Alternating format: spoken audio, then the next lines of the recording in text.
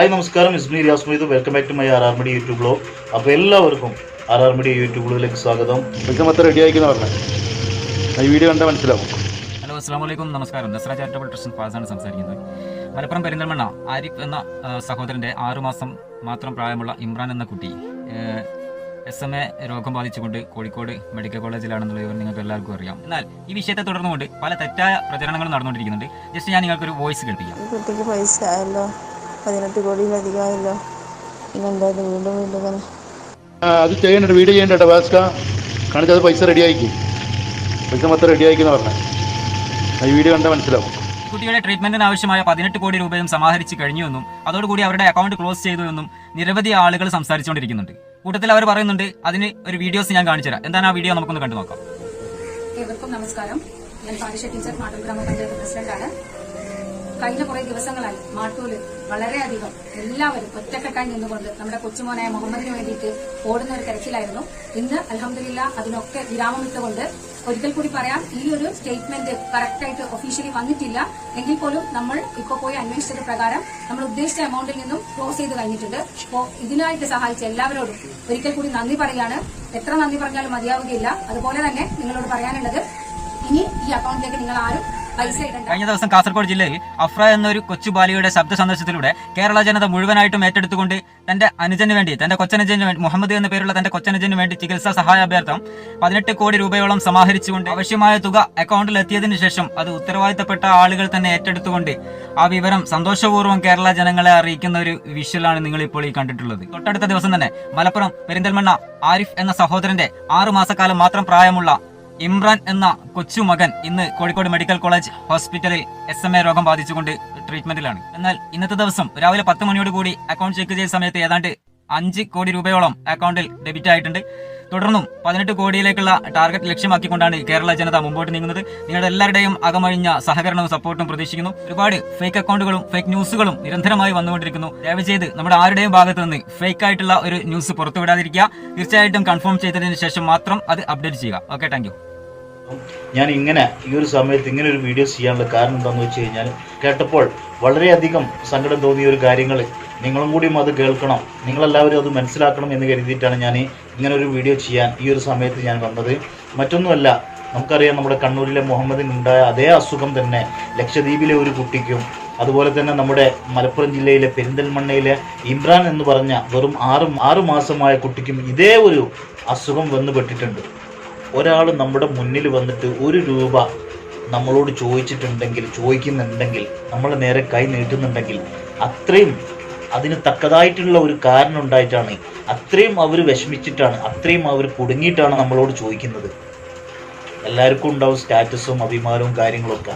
പക്ഷേ നമ്മളെ കൊണ്ട് ചെയ്യാൻ പറ്റാത്ത ഇതുപോലുള്ള മാരകമായിട്ടുള്ള അസുഖം വന്നു കഴിഞ്ഞാൽ, നമുക്കൊന്നും പരിഹരിക്കാൻ പറ്റാത്ത, നമ്മളെ കയ്യിലൊന്നും ഒതുങ്ങാത്ത കേസുകളാണെങ്കിൽ, ഈ പറഞ്ഞ ഞാനാണെങ്കിലും എനിക്ക് നാളെ ഈ ഒരു അവസ്ഥ വരില്ല എന്ന് പറയാൻ പറ്റൂല. തീർച്ചയായിട്ടും കൈ നീട്ടേണ്ടി വരും. അങ്ങനെ അത്രമാത്രം വിഷമിച്ചിട്ടും പ്രയാസപ്പെട്ടിട്ടും ബുദ്ധിമുട്ടായിട്ടാണ് നമ്മളോടൊക്കെ ഈ ഒരു സോഷ്യൽ മീഡിയയിൽ വന്നിട്ട് അവരുടെ കാര്യങ്ങളും അവരുടെ കുടുംബവും ഡീറ്റെയിൽസും അവരുടെ തറവാടോ മഹിമയോ മേന്മയോ ഒന്നും നോക്കാതെ തന്നെ ആർക്കും ഉണ്ടാവും 1 രൂപ നമ്മൾ മറ്റൊരാളോട് ചോദിക്കുമ്പോഴുള്ള ഒരു വിഷമവും നാണവും കുറവും കാര്യങ്ങളൊക്കെ എല്ലാവർക്കും ഉണ്ടാവും. ഏതില്ലാത്തവരും ഏതുള്ളവനും ഉണ്ടാവും.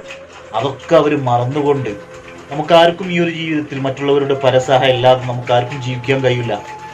അപ്പോൾ അങ്ങനത്തെ ഒരു അവസ്ഥ വരുമ്പോൾ അവരുടെ അഭിമാനവും അന്തസ്സും ഒക്കെ മാറ്റിവെച്ചുകൊണ്ട്, മറന്നുകൊണ്ട് മറ്റുള്ളവരുടെ മുന്നിൽ 1 രൂപ കൈ നീട്ടുന്നുണ്ടെങ്കിൽ അത് അത്രയും അവർ ബുദ്ധിമുട്ടായിട്ടാണ്. അവരുടെ അവസ്ഥ അങ്ങനെ ആയിട്ടാണ്. ഈ ഒരു വാട്സപ്പ് വഴിയും ഫേസ്ബുക്ക് വഴിയും അതുപോലെ ന്യൂസ് വഴിയൊക്കെ നമ്മൾ അവരുടെ വിഷമങ്ങളും കാര്യങ്ങളും പറഞ്ഞു വരുമ്പോൾ കൊണ്ട് പറ്റുകയാണെങ്കിൽ നമ്മൾ സഹായിക്കാൻ വേണ്ടേ.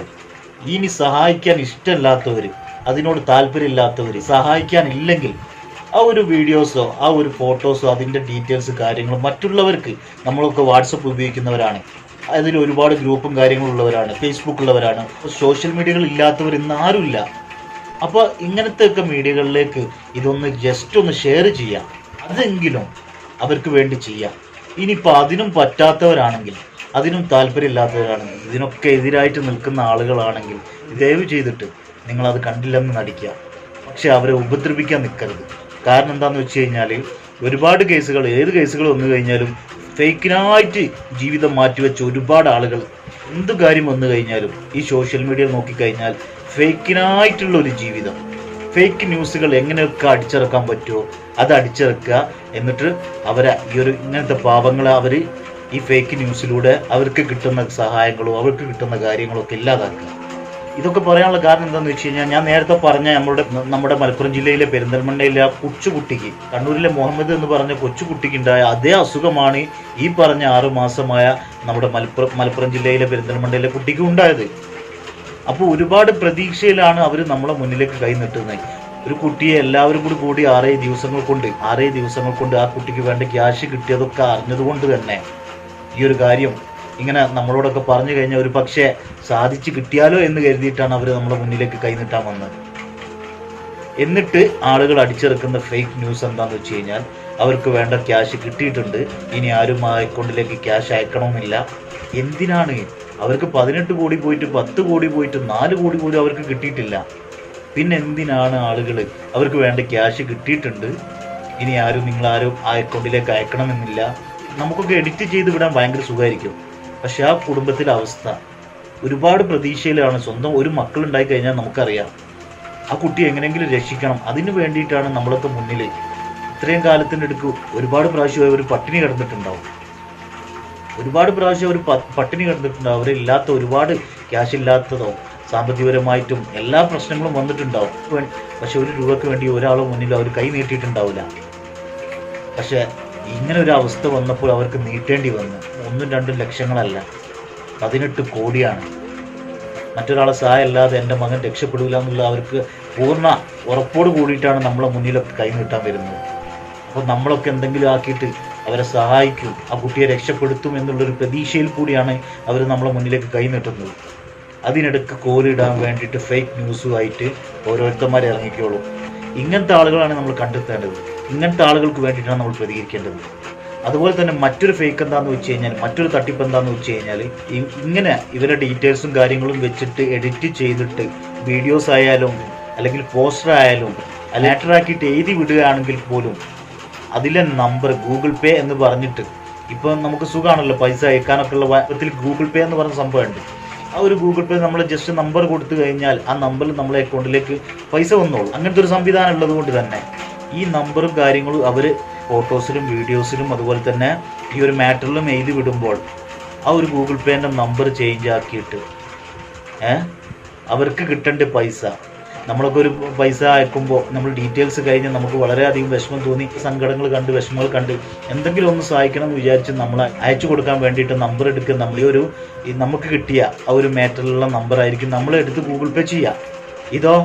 ഇത് ഇവർക്കല്ല കിട്ടുന്ന. അങ്ങനെ ഒരുപാട് തട്ടിപ്പ് കേസുകൾ ഇപ്പോൾ ഈയിടെയായിട്ട് നമ്മളെ ഫേസ്ബുക്കിലൂടെ ഈ ഒരു പെരിന്തൽമണ്ണയിലുള്ള കുട്ടിക്ക് വരെ ഇങ്ങനത്തെ ഒരു തട്ടിപ്പ് മറ്റുള്ളവരുടെ ഫേക്ക് നമ്പർ കൊടുത്തിട്ട് അവരെ അക്കൗണ്ടിലേക്ക് കിട്ടുന്ന രീതിയിലുള്ള നമ്പർ കൊടുത്തിട്ട് ചെയ്തിട്ടുണ്ട്. എന്താണ് ഇതിൻ്റെ ഒക്കെ കാര്യം? ഇതിനെതിരെയൊക്കെയായിട്ടാണ് നമ്മൾ ശബ്ദിക്കേണ്ടത്. നമ്മൾ തിരക്ക് കാരണം നമുക്ക് വിളിച്ചു നോക്കാനോ അന്വേഷിക്കാനോ നമുക്ക് സമയം കിട്ടിയെന്ന് വരില്ല. അതിൽ കാണുന്ന ആ ഗൂഗിൾ പേ എന്ന് പറയുന്ന നമ്പറിലേക്ക് നമ്മൾ ക്യാഷ് അയക്കും. ആ ക്യാഷ് കിട്ടുന്നതോ ഈ കള്ളന്മാരെ കയ്യിലേക്കാണ്. ഇതൊക്കെ എത്ര നീചമായിട്ടുള്ള പ്രവൃത്തിയാണ്, എത്ര വൃത്തികെട്ട പ്രവൃത്തിയാണ്.